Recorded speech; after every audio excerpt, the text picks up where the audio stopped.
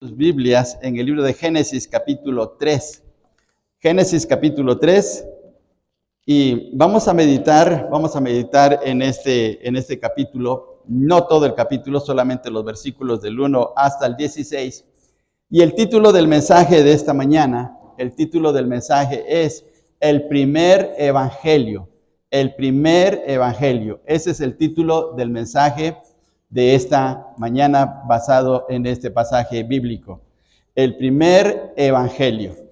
El libro de Génesis es el libro de los comienzos, es el libro de las primeras cosas.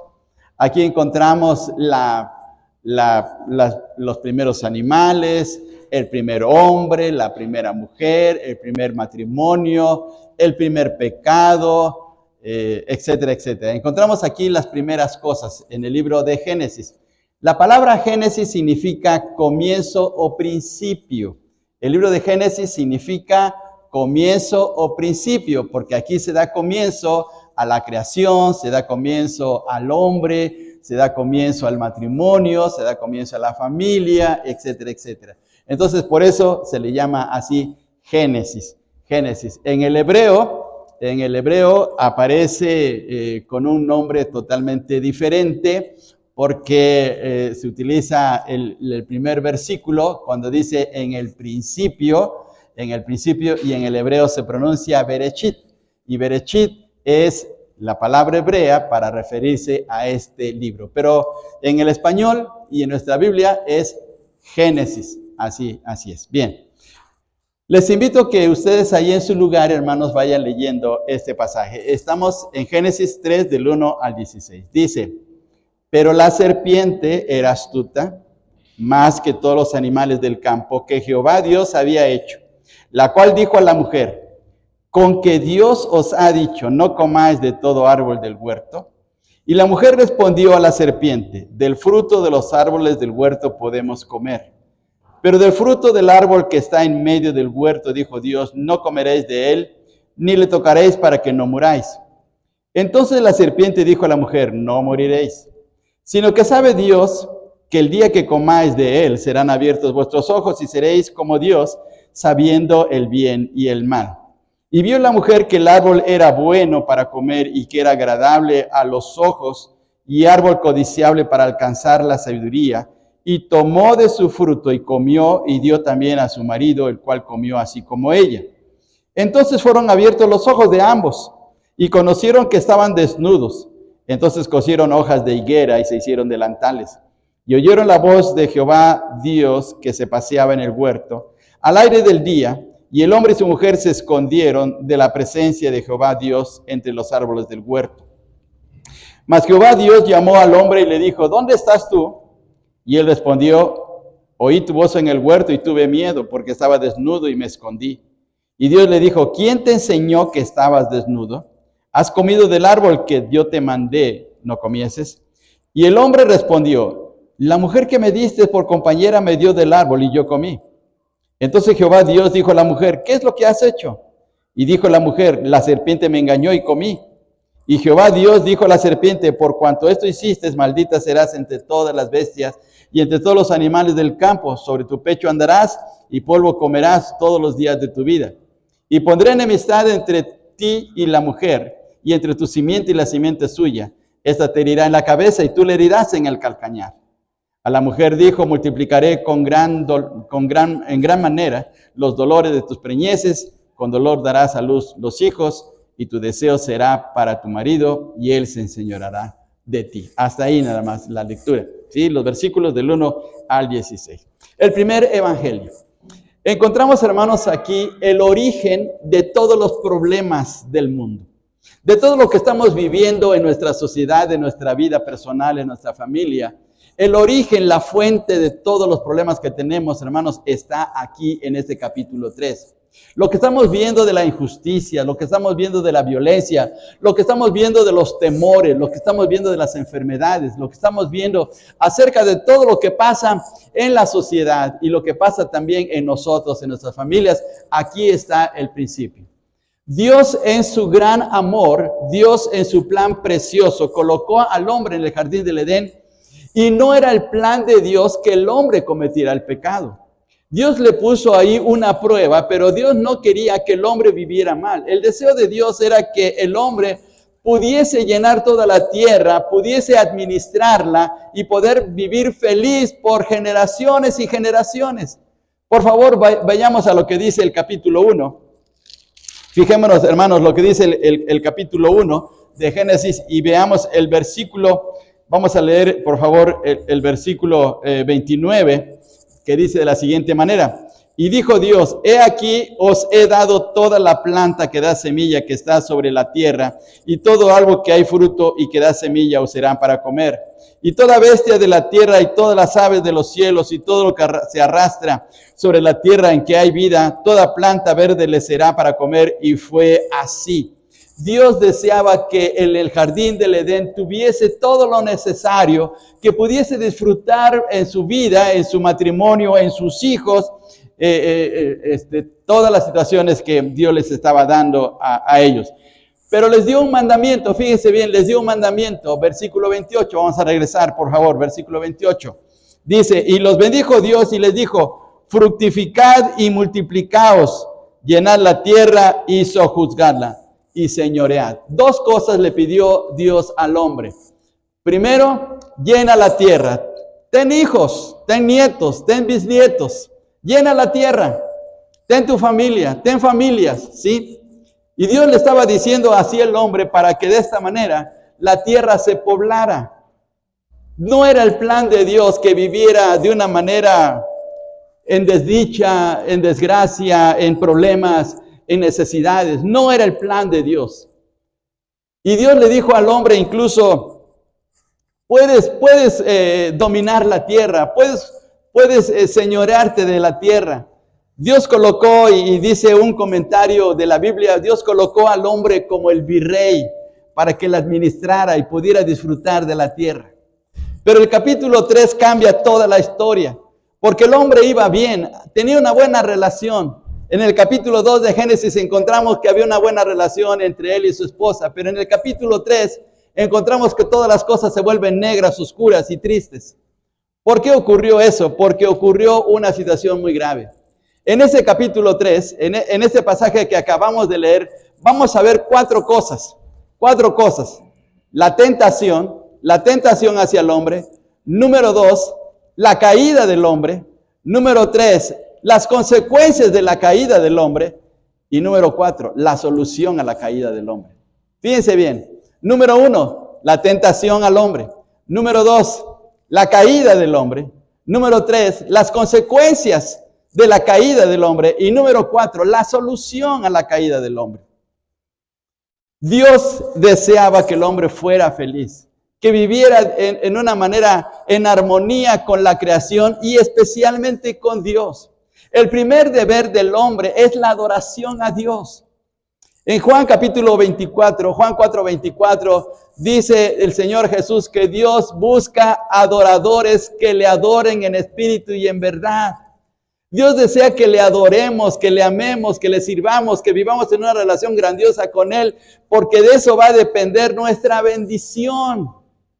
Dios desea bendecirnos abundantemente. Dios desea que nos vaya bien en la vida. Dios no quiere el mal para nosotros. En el libro de Jeremías dice el profeta Jeremías que Dios tiene pensamientos de paz para cada uno de nosotros. Dios no desea que vivamos en una situación crítica día tras día. No, Dios no desea que vivamos en los temores. Hace unos domingos escuchamos un mensaje de nuestro hermano Roberto hablando acerca de los temores, un mensaje muy, muy hermoso de los temores. ¿Por qué vivimos en temor? Por causa del problema del pecado, por causa de habernos alejado de Dios, por el hecho de que nuestra relación con Dios no está bien. Por eso es lo que vivimos en la sociedad de una manera tan tremenda, por causa de que el hombre se ha alejado de Dios. Dice Romanos capítulo 3, versículo 23, por cuanto todos pecaron están destituidos de la gloria de Dios. Estamos lejos de la gloria de Dios y por eso vienen todos estos problemas que estamos sufriendo en nuestra sociedad.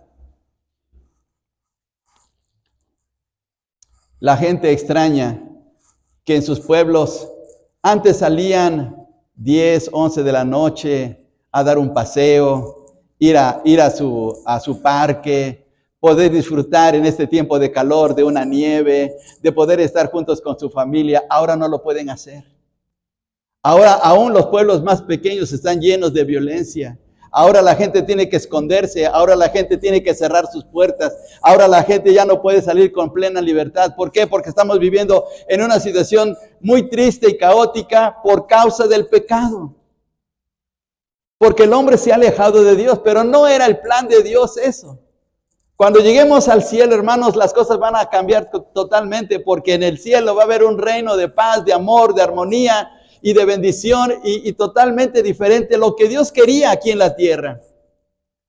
Pero el hombre cayó en esta situación. Y la primera cosa que pasó en el jardín del Edén es que hubo un personaje que metió la cizaña dentro del corazón del hombre. Y fue una serpiente. Dice el versículo 1 del capítulo 3 de Génesis, 3:1.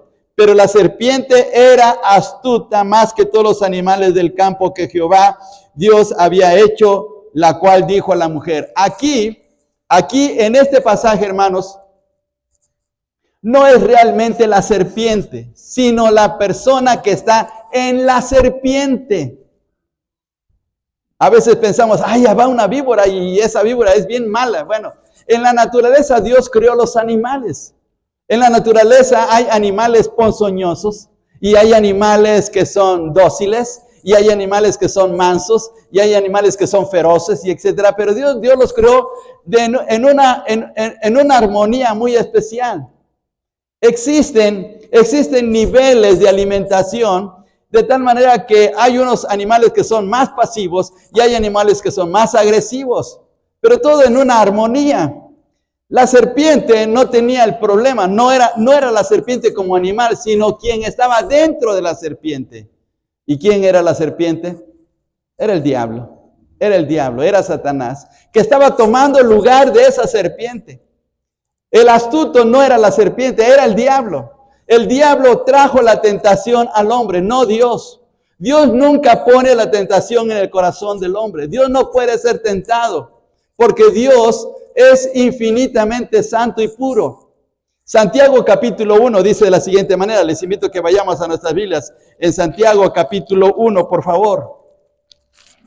Santiago capítulo 1, dice el versículo 13 de Santiago 1, versículo 13, cuando alguno es tentado, no diga que es tentado de parte de Dios, porque Dios no puede ser tentado por el mal, ni Él tienta a nadie. Dios no tienta a nadie.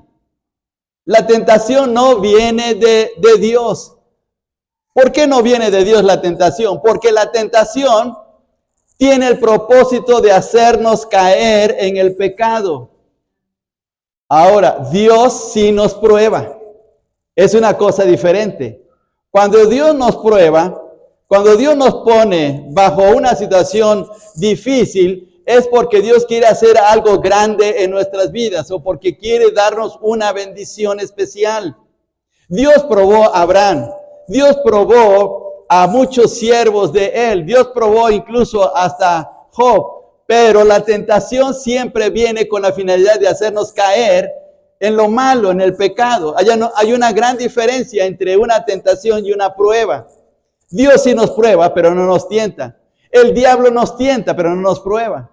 Porque el diablo no puede bendecirnos. El diablo más bien quiere echarnos a perder en nuestra relación con Dios. Y el diablo se presentó en forma de una serpiente para poder tentar o meter la tentación dentro del corazón de una mujer, de Eva. ¿Por qué no fue con Adán? ¿Por qué no fue primeramente con Adán? Fue buscando el punto débil. Fue buscando a Eva, porque era más sensible, porque era la que estaba más a la vista, y fue inmediatamente con ella. Y veamos lo que dice el versículo, lo que dice el versículo 3, por favor. Versículo 2, perdón. Y la mujer respondió a la serpiente, del fruto de los árboles del huerto podemos comer. La serpiente le dijo a Eva, con que Dios los ha dicho que no debéis comer de todo árbol, vean ustedes en el versículo 1, en la parte final, de todo árbol. Y entonces Eva respondió, del fruto de los árboles del huerto podemos comer, pero del fruto del árbol que está en medio del huerto, dijo Dios, no comeréis de él, ni le tocaréis para que no muráis. Miren, aquí ocurrió algo muy especial. ¿En qué momento Dios le dijo que no deberían de tocar el fruto y el árbol? En ningún momento, simplemente le dijo, no deben de comer.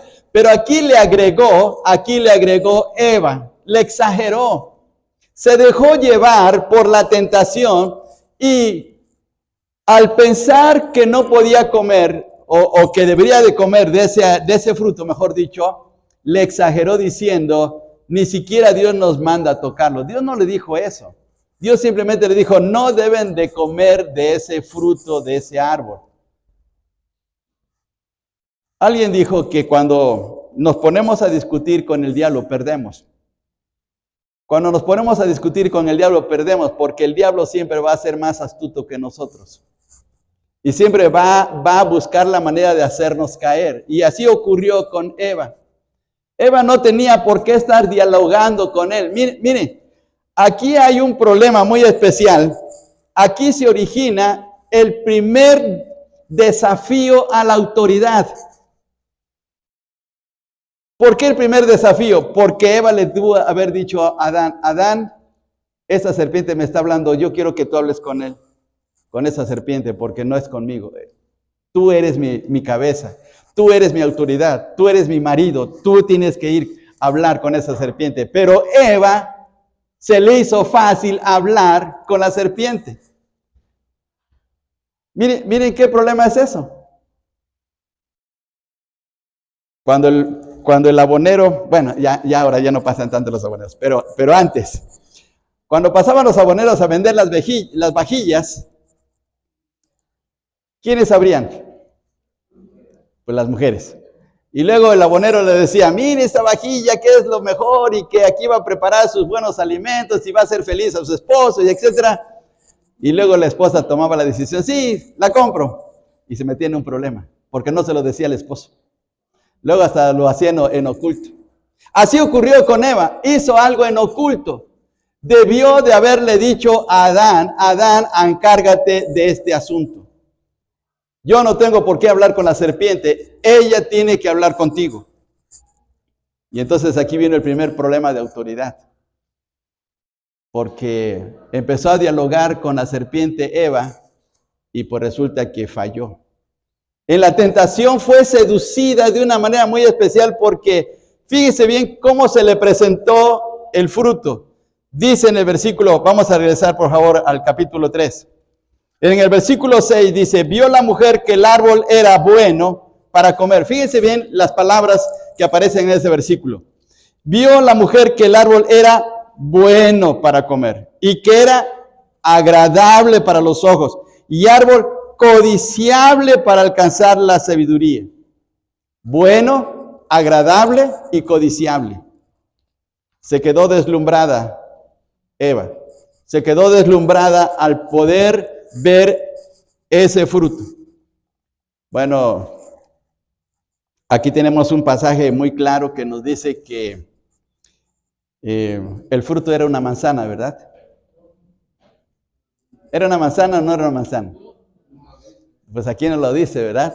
Aquí nos lo dice. Pues la gente dice que Eva comió la manzana. Bueno, la Biblia no dice que era manzana, ni que era una naranja, ni que era otro fruto, simplemente era un fruto. Era un fruto, pero era bueno, agradable y codiciable. Fíjense bien qué cosa tan especial. Hubo un atractivo. El diablo siempre va a poner las cosas agradables. El diablo siempre va a poner cosas que para nosotros nos van a deslumbrar, con la finalidad de que caigamos en la trampa. ¿Cómo se ponen en los anzuelos? Se ponen en los anzuelos ¿cómo se llama? La carnada para que el pez sea atraído, pues lo ponen de tal manera que el pez pueda caer, porque se le haga atractivo. Así ocurre en la vida espiritual. El diablo siempre va a poner cosas bonitas, ¿sí? El diablo va a poner algo especial para poder caer. No nos va a poner cosas feas. Y aquí ocurrió con Eva, cayó. En esa tentación, hermanos, cayó. Dice en el versículo 4, entonces la serpiente dijo a la mujer, no moriréis, porque Dios había dicho que el día que comieran de ese fruto, de ese árbol, iban a morir. Y la serpiente desafió la palabra de Dios diciendo, no moriréis, no moriréis. Cayó en el engaño, Eva. Y a partir de ahí, de caer en el engaño porque comió, pues resulta que, fíjense bien, aquí hay otro problema especial. Primero vimos hace un momento acerca del problema de la autoridad. La mujer pasó por alto la autoridad de Adán, pero el hombre también aquí tomó un papel pasivo ante su autoridad. Versículo 6, dice de la siguiente manera, y vio la mujer que el árbol era bueno para comer y que era agradable a los ojos y árbol codiciable para alcanzar la sabiduría, y tomó de su fruto y comió. Y miren, aquí está la actitud pasiva del hombre. Y dio también a su marido, el cual comió así como ella. ¿Por qué? ¿Por qué comió? Se dejó llevar. ¿Por qué no dijo, oye Eva, eso está prohibido? Si tú quieres comerlo, pues cómelo tú, pero yo no. Y aquí el hombre tomó una actitud pasiva. Él no hizo valer su posición y no respetó lo que Dios le había dicho. Ahora, ¿a quién le dijo Dios? No debes de comer de ese fruto. ¿A Eva o a Adán? A Adán. Se lo dijo a Adán en primer lugar. Tú eres el responsable. Tú eres el jefe de tu hogar. Tú eres el jefe de tu familia. Tú eres el que debes darme cuentas a mí, le dijo Dios. Y aquí Adán tomó una actitud pasiva. Miren qué problema es esto. ¿Quiénes son más dispuestas a buscar las cosas de Dios? ¿Los hombres o las mujeres? Las mujeres. ¿Y por qué los hombres somos más pasivos? Porque estamos igual siguiendo el mismo ejemplo de Adán. Somos pasivos para las cosas de Dios. Y ahí está el problema.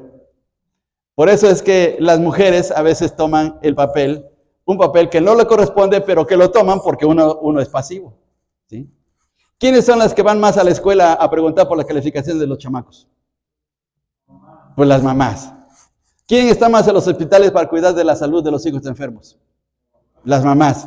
¿Quiénes son las que más trabajan en la casa para la alimentación y que todo esté en orden? Pues las mamás, sí, siempre las mamás. ¿Y los papás qué? Y lo terrible es que hasta en la iglesia más vienen las hermanas que los hermanos. Gracias a Dios que últimamente ha habido más varones en la reunión de oración que hermanas, pero casi siempre es así. En todas las iglesias siempre hay más mujeres que hombres, porque la actitud nuestra es pasiva. Ahora, esto es peligroso. Esto es muy peligroso. En primer lugar, porque nosotros tenemos que dar cuentas delante de Dios. Cada varón tiene que dar cuentas de Dios, de su propia familia. Y si Eva pecó y Eva fue engañada, fue por culpa de Adán. Fíjese bien, qué cosa tan tremenda fue esto. Bueno, al fin y al cabo cayeron. Dice en el versículo, fíjense bien hermanos, veamos el versículo 7. Entonces fueron abiertos los ojos de ambos y conocieron que estaban desnudos. Entonces cosieron hojas de higuera e se hicieron delantales. Una de las actitudes del hombre siempre es buscar cómo resolver sus problemas por sí mismo, en lugar de depender de Dios. Dios desea que el hombre confíe en Dios. Por favor, veamos en el Salmo 118, versículo 8. Salmo 118, versículo 8. Salmo 118 y versículo 8.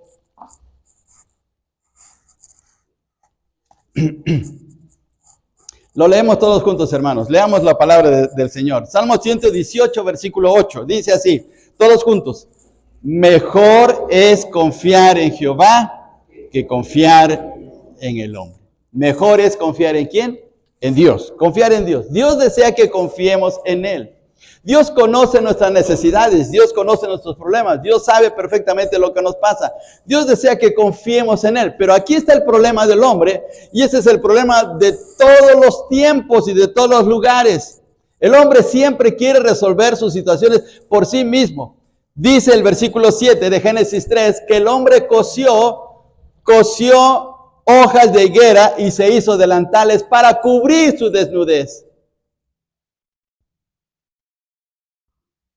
Y saben que aquí está un principio religioso, porque el hombre siempre está buscando cómo resolver su problema delante de Dios. ¿Y qué es lo que hace el hombre? Pues buscar formas de cómo acercarse a Dios, pero por sí mismo, no confiando en Dios, sino por sí mismo. El hombre trata de hacer obras, trata de hacer algo para poder acercarse a Dios. Es el mismo principio que encontramos en la Torre de Babel. El hombre construye la Torre de Babel para alcanzar a Dios. El hombre nunca va a poder alcanzar a Dios. Es Dios que viene a alcanzar al hombre. Es Dios que desciende para estar con el hombre. El Evangelio de Lucas capítulo 19 versículo 10 dice el Señor Jesús en la casa de Zaqueo, porque el Hijo del Hombre vino a buscar y a salvar lo que se había perdido. Es Dios que viene a buscarnos. Porque nosotros no podemos alcanzar a Dios. Nosotros no podemos encontrar a Dios. No hay justo, no hay ni uno solo, no hay quien busque a Dios, dice Romanos capítulo 3. Es Dios que viene al encuentro del hombre. Ahora, alguien puede decir, pero yo sí quiero buscar a Dios. Bueno, si usted está buscando a Dios es porque el Espíritu de Dios le está moviendo, le está iluminando para venir a su encuentro. Pero de usted mismo no sale esa intención, porque el hombre no puede por su propia naturaleza. En 1 Corintios 2:14 dice que el hombre natural no percibe las cosas que son de Dios porque para él son locura. Mire, para mucha gente el hecho de venir a la iglesia en este domingo, para mucha gente es locura. Porque han de decir, no, debemos de estar trabajando, debemos de estar haciendo dinero, o debemos de divertirnos, debemos tener una fiesta familiar, o debemos estar en el Estadio Azteca para ver el fútbol. Para muchos es una locura. Para el Hijo de Dios no, porque sabemos en quién hemos confiado. Y aquí el hombre está buscando la solución por sí mismo. El hombre ha caído en el pecado y por lo tanto ahora está en una condición de desesperación. Veamos las consecuencias de la caída del hombre. Por favor, versículo 8. Oyeron la voz de Jehová Dios, capítulo 3 de Génesis, versículo 8. Oyeron la voz de Jehová Dios que se paseaba en el huerto al aire del día, y el hombre y su mujer, miren, se escondieron. ¿Por qué se escondieron cuando antes hablaban con Dios? Cuando antes tenían armonía con Dios. Ese esconderse del hombre es la consecuencia que ocurre por causa del pecado que está en nuestros corazones. No queremos tener contacto con Dios. Lenin dijo que necesitamos de Dios como necesitamos de una policía, que alguien nos esté vigilando. Pero no buscamos a Dios. Más bien nos escondemos de Dios, nos alejamos de Dios. No quisiéramos que Dios nos estuviera viendo. Y el hombre se escondió de Dios. Y ahora veamos todavía, dice, se escondieron de la presencia de Jehová Dios de entre los árboles. Y luego versículos 9 y 10. Mas Jehová Dios llamó al hombre y le dijo, ¿dónde estás tú? Y él respondió, oí tu voz en el huerto y tuve. ¿Dónde está el origen de los temores del hombre? Aquí. Por primera vez el hombre tuvo miedo. ¿Por qué no tuvo miedo antes? Porque había una relación correcta con Dios. Cuando estamos bien con Dios, hermanos, tenemos paz en el corazón. Jesús dijo, mi paz os doy, mi paz os doy, no como el mundo la da. La paz que viene de Dios a nuestro corazón es por una buena relación que tenemos con Él, una buena armonía, un buen compañerismo. Vale la pena, ¿sí? Pero cuando estamos mal con Él, entonces los temores surgen. Y por eso es que vivimos en una sociedad, en un caos psicológico.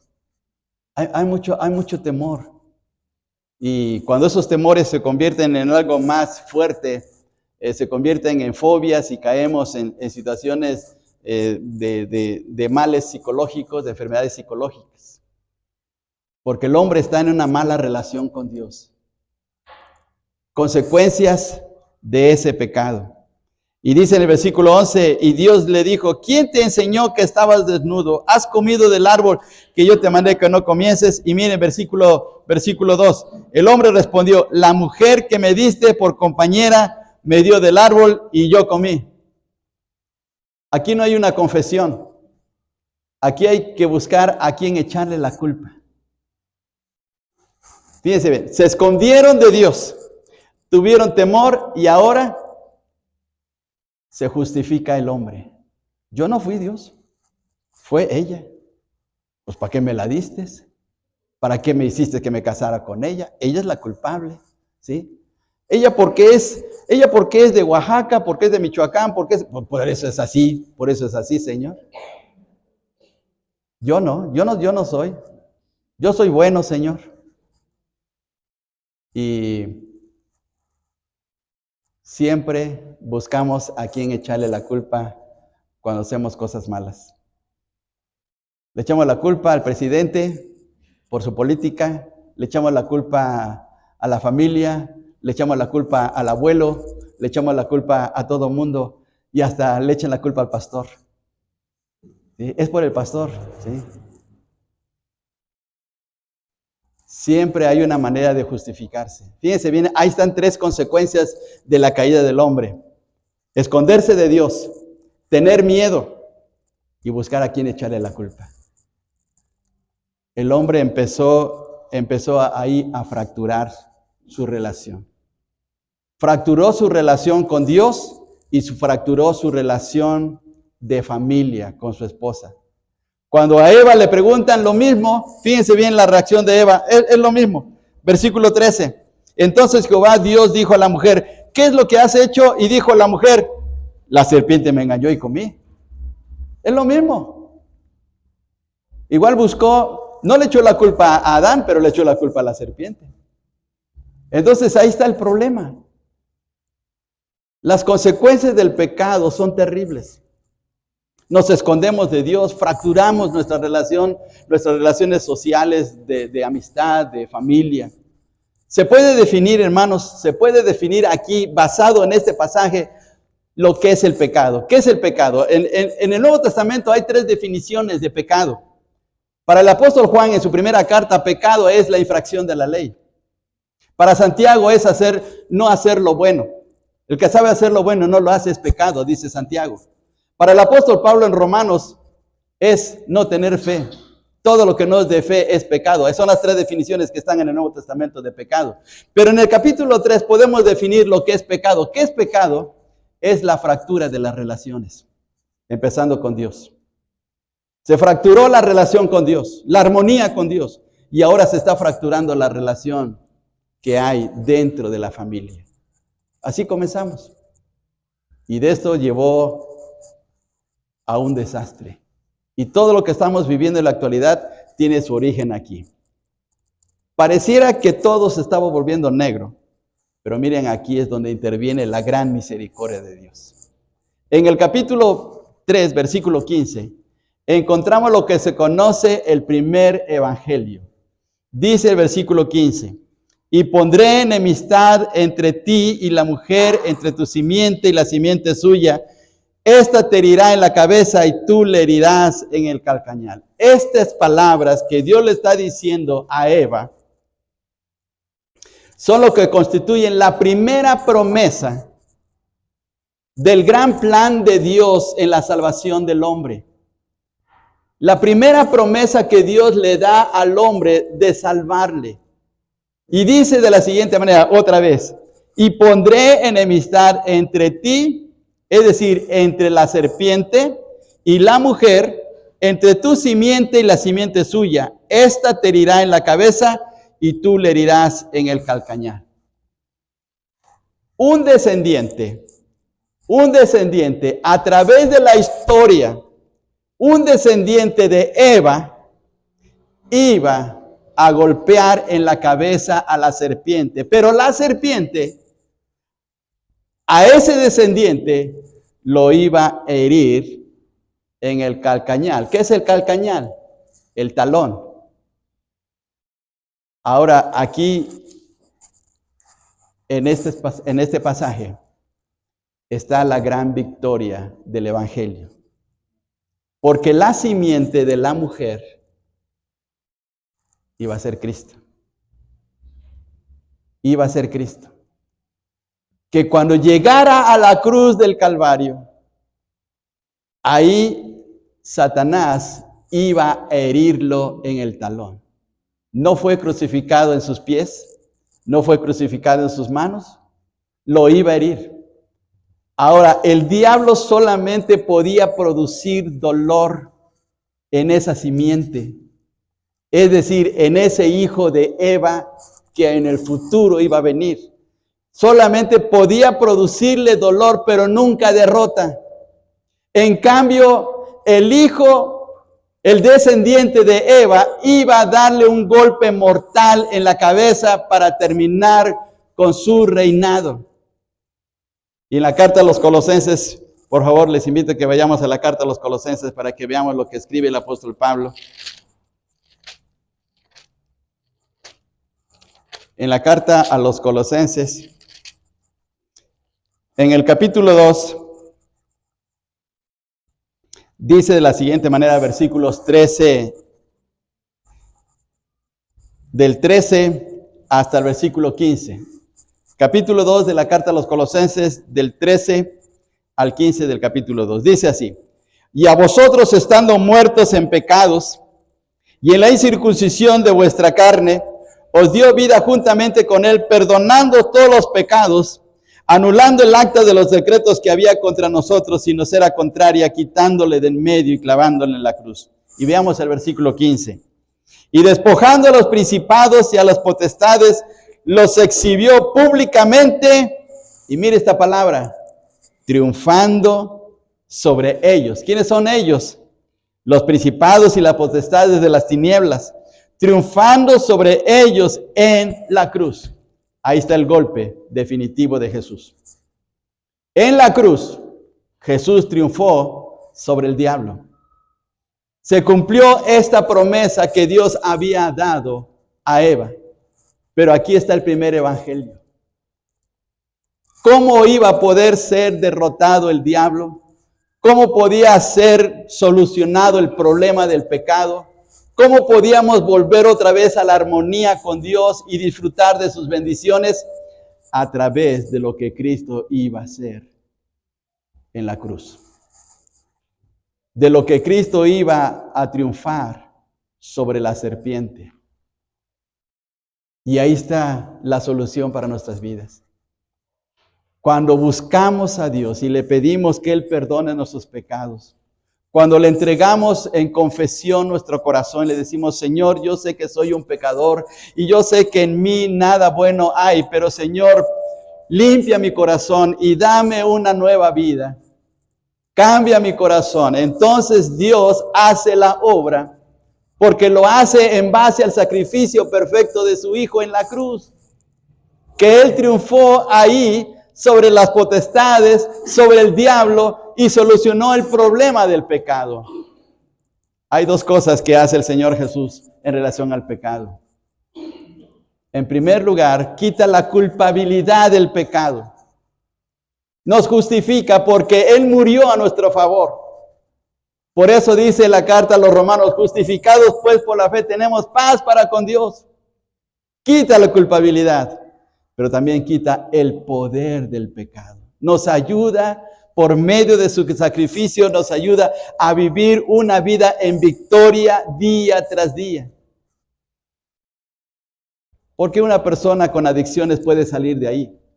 ¿Por qué una persona con un mal carácter puede salir de ahí? ¿Por qué una persona con actitudes negativas en su corazón puede salir de ahí? Por el poder de la sangre de Jesús, que vence el poder del pecado. Nada más. Nosotros tratamos de solucionarlo como Adán y Eva, poniéndonos delantales de higuera. ¿Qué significa esto? Pues yendo a Alcohólicos Anónimos, yendo a Neuróticos Anónimos, yendo a terapias, yendo a cursos de psicología, yendo a ciertas cosas para que salgamos de ese problema. Eso no nos va a ayudar. Eso simplemente es ponerse delantales de higuera. La única solución es la sangre preciosa de Jesús que limpia el pecado del corazón del hombre y quita el poder del pecado sobre nuestras vidas. Por eso Jesús tuvo que morir. Esa fue la solución que Dios le dio al hombre. Y mire, vamos a terminar ya. Dice en el versículo, vamos a leer en el versículo 20 del capítulo 3. Con esto vamos a terminar. Capítulo 3, versículo 20. Y llamó a Adán el nombre de su mujer. No, perdón, me equivoqué.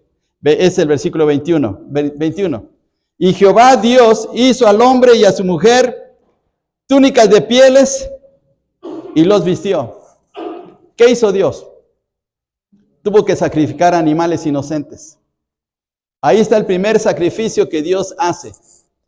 Dios mismo sacrificó animales para poder vestir. Les quitó los delantales de higuera que no servían para nada y les colocó vestiduras que realmente valían la pena, porque tuvo que haber un sacrificio. Animales inocentes tuvieron que dar su vida para poder cubrir el pecado de Adán y Eva. Ese símbolo de lo que iba a ocurrir siglos más tarde en la cruz, donde Cristo inocente y más sublime que los cielos tendría que morir para quitar nuestro pecado. Y esa es la solución para el hombre. Ese es el evangelio. Buenas noticias de salvación. Lo que no puede hacer el hombre por sí mismo, Dios lo hace para traer bendición y una vida nueva. Así es que la única manera de vivir correctamente en armonía entre nosotros y en armonía con Dios es a través de Cristo.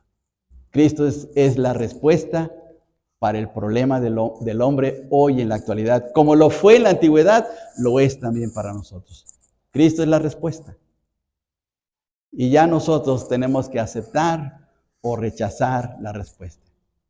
Y la pregunta es de esta tarde es, ¿Cristo está morando en su corazón? ¿Cristo le ha limpiado su pecado?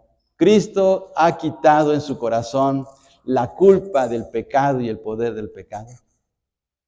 ¿Cree usted que el Señor está viviendo en su corazón? ¿Cree usted que si en esta mañana el Señor le llamara a cuentas, usted sería o usted estaría salvo de toda condenación? Si Cristo está en su corazón, usted puede decir, gracias a Dios que sí. Si no lo tiene, si Cristo no está en su corazón, pues es el momento de aceptarlo. Es el momento de arrepentirse. Es el momento de confesar. Que si confesares con tu boca que Jesús es el Señor y creyeres en tu corazón que Dios le levantó de los muertos, entonces serás salvo.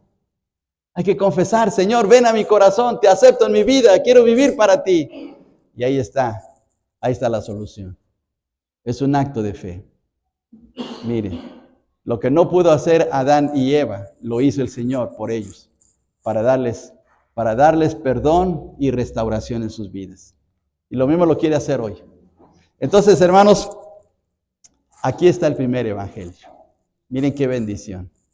Primer evangelio que fue anunciado en el jardín del Edén.